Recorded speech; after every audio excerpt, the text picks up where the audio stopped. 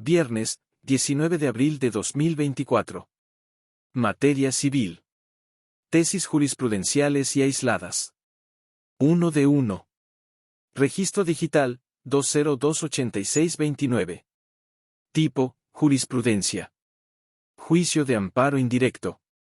Es procedente el promovido por una persona tercera extraña a juicio en su carácter de copropietaria contra la adjudicación de un inmueble en el procedimiento de remate en el que no se le respetó el derecho del tanto, sin que previamente deba agotar la acción de retracto.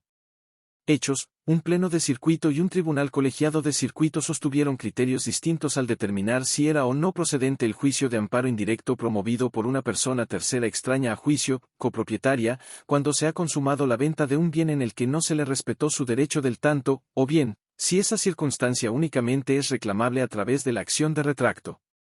Criterio jurídico. La primera sala de la Suprema Corte de Justicia de la Nación considera que no es obligatorio agotar la acción de retracto previamente a acudir al juicio constitucional para combatir la determinación de adjudicación de un inmueble dentro del procedimiento de remate, al no haberse notificado previamente a la persona condueña la posibilidad de ejercer su derecho del tanto. Justificación. El Código Civil Federal admite la posibilidad de que concurra el derecho de propiedad sobre una misma cosa o derecho en favor de varias personas, copropiedad, surgiendo como consecuencia el derecho del tanto, el cual consiste fundamentalmente en que los condueños tienen la posibilidad de enajenar, ceder o hipotecar la parte alícuota que les corresponda. Sin embargo, dicha enajenación estará limitada a favor de los copropietarios pues tienen un derecho de preferencia respecto de terceros para la adquisición del bien o del derecho. Una persona condueña podrá hacer valer el derecho del tanto cuando se le notifique por parte de su copropietaria la venta que tiene acordada con tercero ajeno y, una vez transcurrido el término para que haga uso de esa prerrogativa, en caso de que no la ejerza, la perderá.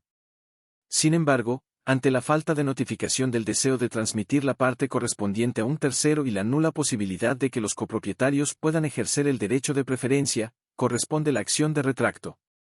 Ahora bien, procede el juicio de amparo indirecto promovido contra la falta de llamamiento para ejercer el derecho del tanto respecto de un inmueble que se adjudicó a un tercero ajeno a los copropietarios, por determinación judicial en un procedimiento de remate dentro de un juicio mercantil, cuando la persona afectada es tercera extraña al juicio, ya que se vulnera su derecho de propiedad, de seguridad jurídica y de defensa desde el momento en el que no le fue notificada la venta del inmueble.